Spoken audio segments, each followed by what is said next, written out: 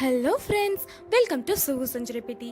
இன்றைக்கி நம்ம பார்க்க போகிற ரெசிபி என்னன்னு பார்த்தீங்கன்னா புளிக்காய்ச்சல் புளியோதரை மிக்ஸ் தான் பார்க்க போகிறோம். கோவிலில் செய்யக்கூடிய புளியோதரை எப்போவுமே டேஸ்டியாக இருக்கும், ஆனால் நம்ம வீடுகளில் செஞ்சால் அந்த டேஸ்ட் வரது கிடையாது.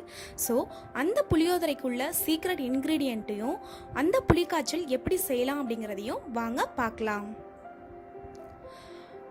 நான் இப்போது 1 மந்த்துக்கு ஸ்டோர் பண்ணுற மாதிரி புளிக்காய்ச்சல் செய்ய போகிறேன். அதுக்கு 1/4 கிலோ புளி எடுத்து நல்லா ஊற வச்சு கெட்டியாக கரைச்சி எடுத்து வச்சுருக்கேன். புளிக்காய்ச்சலுக்கு எப்பொழுதுமே புளியை கெட்டியாக கரைச்சி எடுத்து வச்சுக்கோங்க. 2 டேபிள் ஸ்பூன் கடுகு, 2 டேபிள் ஸ்பூன் உளுந்து, 2 டேபிள் ஸ்பூன் கடலைப்பருப்பு, 1 டேபிள் ஸ்பூன் மஞ்சள் தூள், 2 டீஸ்பூன் வெந்தயம், 100 ml நல்லெண்ணெய் எடுத்திருக்கேன். நல்லெண்ணெய் தான் புளிக்காய்ச்சலுக்கு டேஸ்ட்டாக இருக்கும். 15 காஞ்ச மிளகாய், தேவையான அளவு கருவேப்பிலை, தாளிக்கிறதுக்கு 10 காஞ்ச மிளகாய் எடுத்திருக்கேன். பெருங்காயம் 5 சின்ன பீஸ் எடுத்திருக்கேன். தேவையான அளவு நிலக்கடலை எடுத்திருக்கேன். தேவையான அளவு கல்லுப்பு எடுத்திருக்கேன். கோவில் புளியோதரைக்கு சீக்ரெட் இன்கிரீடியன்ட்டே வெந்தயமும் மிளகாயும் தான். நம்ம இப்போ வெந்தயத்தை ட்ரையாக வறுத்துக்க போகிறோம். மிளகாயை கொஞ்சமாக எண்ணெய் விட்டு செவக்க வறுத்தெடுத்துக்க போகிறோம். இந்த சீக்ரெட் தான் கோவில் புளிசாதத்துக்கு டேஸ்ட் கொடுக்கறதே.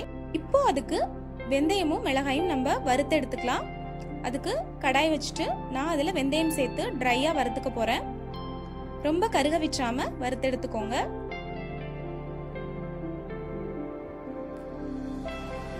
இப்போ வெந்தயம் நல்லா வெடிச்சு வந்துருச்சு. இது ஒரு பிளேட்டுக்கு மாத்திடலாம். இப்போ அதே கடாயில் ஒரு 1/2 டீஸ்பூன் எண்ணெய் சேர்த்துக்கிறேன்.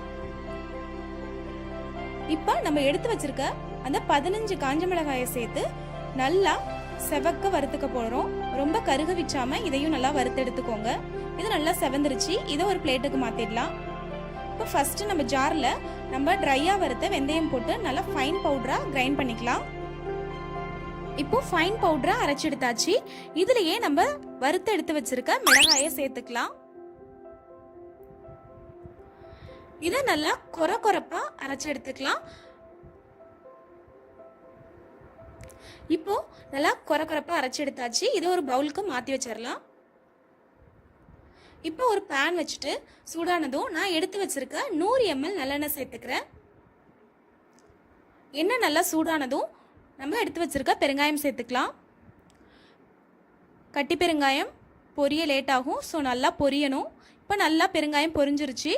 இப்போ நம்ம கிள்ளி வச்சிருக்க 10 காஞ்ச மிளகாய் சேர்த்துக்கலாம். மிளகாய் நல்லா செவந்துருச்சு. இப்போ நம்ம எடுத்து வச்சிருக்க 2 டேபிள் ஸ்பூன் கடுகு சேர்த்துக்கலாம். கடுகு கொஞ்சம் பொரிஞ்ச பிறகு நம்ம உளுந்தும் கடலைப்பருப்பும் சேர்த்துக்கலாம். இப்போ நம்ம எடுத்து வச்சிருக்க 2 டேபிள் ஸ்பூன் உளுந்து சேர்த்துக்கலாம். 2 டேபிள் ஸ்பூன் அளவு கடலைப்பருப்பு சேர்த்துக்கலாம். உளுந்தும் கடலைப்பருப்பும் பொன்னிறமாக வறுபட்டா போதும், ரொம்ப கருக விட்டுறக்கூடாது. இப்போ பொன்னிறமாக செவந்துருச்சு. இப்போ நம்ம எடுத்து வச்சிருக்க நிலக்கடலை சேர்த்துக்கலாம். நிலக்கடலை சேர்த்து 1 நிமிஷம் வறுத்தா போதும். நிலக்கடலை நல்லா வறுத்தாச்சு. இப்போ நம்ம எடுத்து வச்சிருக்க கருவேப்பிலை சேர்த்துக்கலாம்.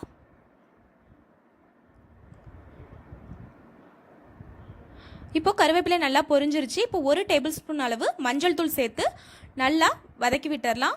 இப்போ லோ ஃப்ளேமில் வச்சுக்கோங்க.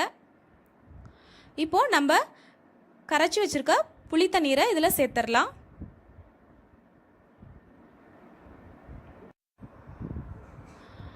இப்போ நல்லா கலந்து விட்டுறலாம். இப்போ இந்த புளிக்காய்ச்சலுக்கு தேவையான கல்லுப்பு சேர்த்துக்கிறேன்.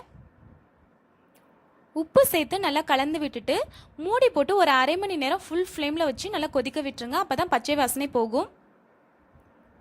இப்போ 1/2 மணி நேரம் கொதிச்சு பச்சை வாசனை எல்லாம் போயிடுச்சு. இப்போ நம்ம கிரைண்ட் பண்ணி வச்சிருக்க இந்த வெந்தய மிளகாய் பவுடரை சேர்த்துக்கலாம். பவுடர் சேர்த்ததும் நல்லா கலக்கி விட்டுருங்க, இல்லை அங்கங்கே கட்டியாயிடும். இப்போ மூடி போட்டு ஒரு 15 நிமிஷம் நம்ம கொதிக்க விட்டுறலாம். இப்போ 15 நிமிஷம் நல்லா கொதிச்சு எண்ணெய் பிரிஞ்சு வந்திருக்கு. நம்மளோட கோவில் புளியோதரையோட சீக்ரெட் ரெசிபியான புளிக்காய்ச்சல் இப்போ ரெடி ஆயிடுச்சு. இதை இறக்கிட்டு நல்லா ஆற வச்சு ஒரு பவுலுக்கு ட்ரான்ஸ்ஃபர் பண்ணிக்கலாம். இப்போ நம்மளோட சுவையான டேஸ்டியான சீக்ரெட் ரெசிபியான புளிக்காய்ச்சல் ரெடி ஆயிடுச்சு. அந்த புளிக்காய்ச்சல் வச்சு நான் புளியோதரை இப்போ செஞ்சு வச்சுருக்கேன். கோவில்களில் கொடுக்கக்கூடிய புளியோதரையோட டேஸ்ட்டுக்கு காரணம் அவங்க அதை கொஞ்சம் நேரத்துக்கு முன்னாடியே நல்லா கலந்து வச்சுருவாங்க. அதனால அது ஊறி போய் நல்லா டேஸ்டியாக இருக்கும். அதே மாதிரி நீங்கள் வீடுகள்லையும் மதியத்துக்கு செய்யணும்னா நீங்கள் அதை காலையிலேயே கலந்து வச்சுருங்க. அப்போ நல்லா ஊறி போய் அதே டேஸ்ட் கிடைக்கும். இந்த புளிக்காய்ச்சலை நீங்கள் 1 மந்த் வரைக்கும் ஃப்ரிட்ஜில் ஸ்டோர் பண்ணிக்கலாம். எப்போ தேவையோ அப்போ எடுத்துட்டு லைட்டாக ஹீட் பண்ணிவிட்டு நீங்கள் புளியோதரையாக கலந்துக்கலாம். இந்த டேஸ்டியான புளிக்காய்ச்சலை நீங்களும் வீட்டில் செஞ்சு பார்த்துட்டு உங்களுக்கு பிடிச்சிருந்துச்சுன்னா உங்களோட ஃபீட்பேக்ஸை என்னோட கமெண்ட் பாக்ஸில் சொல்லுங்கள்.